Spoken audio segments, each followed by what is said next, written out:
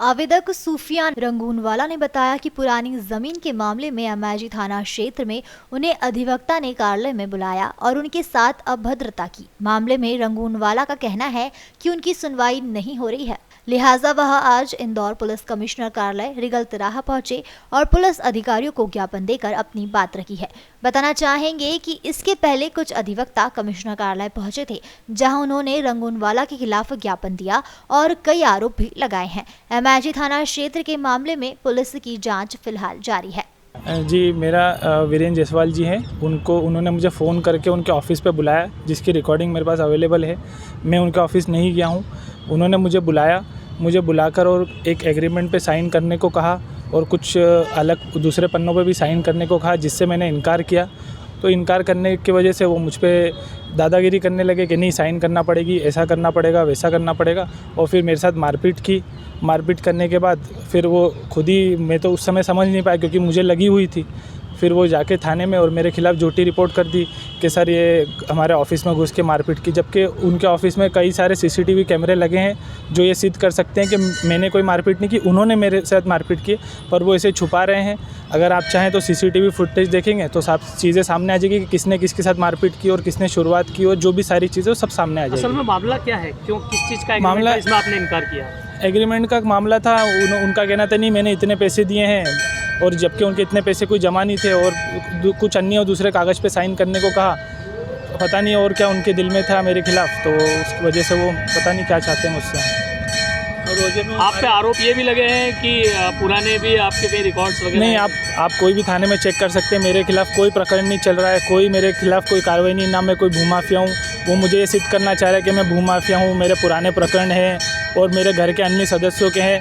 सभी थानों में आप चेक कर सकते हैं, मेरे खिलाफ़ कोई कार्रवाई नहीं चल रही, केवल इसके अलावा। अब क्या करेंगे आप इस मामले में आगे? मैंने कमिश्नर साहब को भी आज आवेदन दिया है कि ये मुझे ब्लैकमेल कर रहे हैं और ये कह रहे हैं कि राजीनामा कर लो। जो भी राजीनामा करने के लिए हम जो कीमत बोल रहे हैं वो दीजिए, और ये सारी चीज़ें चल रही हैं। मैंने कमिश्नर साहब को आज आवेदन दिया है, थाने में भी आवेदन दिया है। आपका पूरा नाम? मेरा नाम सुफियान रंगूनवाला। कहाँ रहते हैं आप? Radio colony. कहना चाहूँगा, मेरा नाम मोहम्मद असलम है। इस मामले में पूरी पिक्चर बनाई जा रही है। वीरेंद्र जायसवाल जी का काम ही यही है कि ये काम वहाँ पर बैठ के सारे इस टाइप के काम ही करते हैं। और मैं जो 5 दुकान छोड़ के मेरे पास में उनकी दुकान है। मेरे बेटे को उन्होंने बड़े प्यार से बुलाया और बोला कि बेटा ये साइन कर दे। वो बेटा साइन करने गया, रोजे में था, उसको इन सब ने मिल के मारा। और ये हम मोमेडियन होने के कारण ये चीज़ डाल दी जा रही है कि मूर्ति तोड़ी और ये तोड़ा और वो तोड़ा।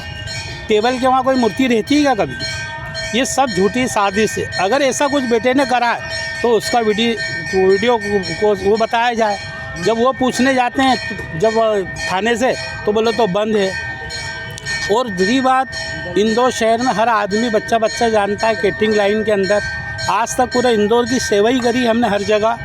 आज तक हमारे प्रति कोई भी 151 की धारा भी नहीं है कि हम कोई विरोध हो या कहीं आज तक हमारा कोई एक कंप्लेंट हो। और समय समय पे पूरे शहर में हम हिम्मत देता है, काम आगे बढ़ के चलते हैं। समाज के काम, जैन समाज के काम, गुरुद्वारे के काम, मंदिरों का काम, भजन कीर्तन, सब में सेवा चाकरी हमेशा मेरी रहती है। हर पूरे इंदौर को मालूम है कि राजू बस हर जगह सेवा में खड़ा रहता है। कहीं से कहीं ये भूमाफिया, ये सब इनकी बनाई हुई बात है। और इनकी दुकान पे जो इनकी स्टाम्प के आड़ में सारा फर्जीवाड़ा चलाते हैं, जो बैंकों के लोन, सारी चीज़ें उल्टी सीधी, ये सारा बैठ के वहाँ पर सारा षड्यंत्र रचा जाता है। बस गलती ये हमारी कि हम व्यापारी हैं और उसका ये नाजायज़ फ़ायदा उठाया जा रहा है। आपकी किस तरह की? इन्होंने, हमने कोई ज़मीन ली थी, उसमें इन्होंने 7.5 लाख रुपए हमको दिए थे। बाद में इनका कहना है कि हमको उसके पैसे आप बढ़ा के 15 लाख रुपए दो। अगर आप ये पैसे नहीं दोगे तो हम आपके संग जो चाहे रिपोर्ट, थाना, सब हमारा, हम चाहे वैसे आप पे आरोपी बनाएंगे। और ये सारी चीज़ ये घूम फिर के कि हम मोमेडियन है, उसका ये फ़ायदा उठा रहे थे। हम गए, उनको उसी लिए भेजा था बेटे को कि भैया 5 बीघा उनके नाम की है, उनको जाके ज़मीन उनके नाम करिया। पर वो कुछ कागज़ फर्जी रख के और वो साइन करवा रहे थे, तो बेटे ने वो साइन नहीं करे तो उन्होंने मारना चालू कर दिया। और थाने हम जब क्रॉस रिपोर्ट लिखाने गए तो वहाँ पर मैंने बोला बेटे जैसे गलती होगी माफ़ कर दो, होती गलती बच्चों से। तो बोलने लगा हम आपके नाम भी FIR करवा दें, जो कि मैं उस विवाद में था ही नहीं। मैं मेरे ऑफिस पे आराम से सो रहा था, उस दिन मेरा रोज़ा था, मैं तो आराम कर लिया था।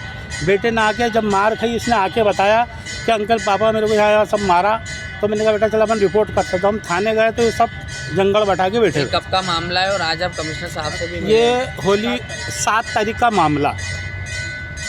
आज कमिश्नर साहब से भी आप मिले हैं? तो कमिश्नर साहब को आज आवेदन दे के आए हम, और क्रास में हमारी रिपोर्ट लिखी नहीं जा रही है।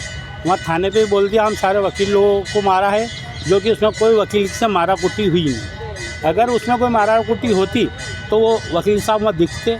ये तो बाद में सब राजेंद्र जायसवाल से झगड़ा हुआ, और बाद में सब ये वकील और सब जोड़ दिया गया, मूर्ति और ये सारी चीज़ें बाद में कमिश्नर सब। साहब ने किस तरह का आश्वासन दिया है आपको? उन्होंने आवेदन लेके रख लिया, बोला हम जाँच में देखते हैं क्या आपका निकल। परिचय?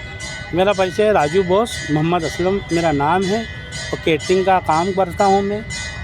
कोई भी काम ऐसा नहीं है कि आप पूरे थाने चेक कर सकते हो, मेरे खिलाफ कोई आज तक 151 धारा की कोई वो भी नहीं।